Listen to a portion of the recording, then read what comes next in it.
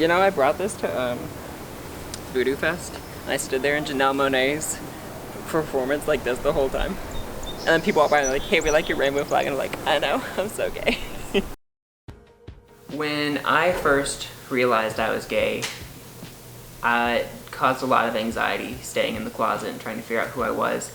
So much so that I became really depressed because of it. And as the depression got worse and worse, I knew I had to do something or I might not survive.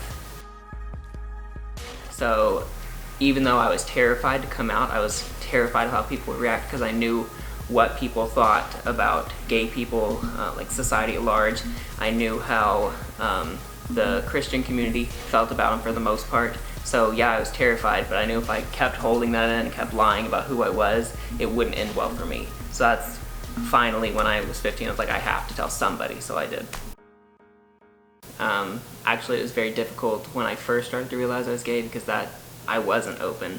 I was very closed off. I started to seclude myself. I stopped interacting with people. I stopped taking care of myself, and that was something that was very hard for me to do. So once I finally came out and realized that people did love me and people did care, it was easier to be open about it. And then I guess after I came out, I had other people who were still in the closet reach out to me and be like, hey, you really inspired me.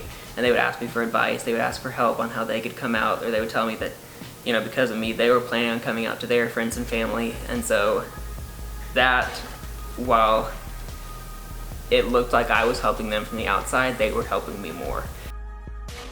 I remember laying in bed when before I ever came out to anybody, trying to figure myself out and praying to God to take it away.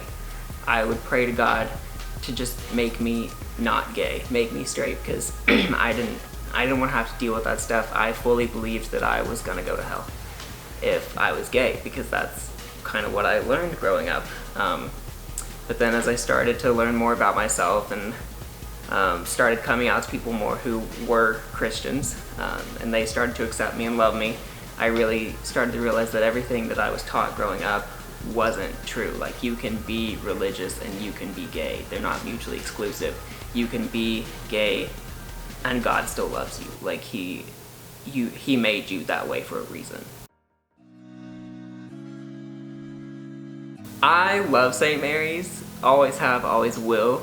And all the people there know me because my mom teaches there, so they're all very accepting, while the Catholic Church in general isn't very accepting of the LGBT community.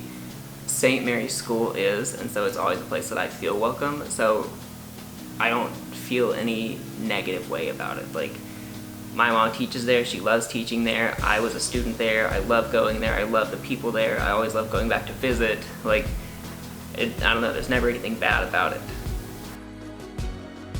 Well, I am gay, it's a very small part of my identity. Well, I take that back. It's a large part of my identity, but it's not all I am. It doesn't define me. There are so many other things to it.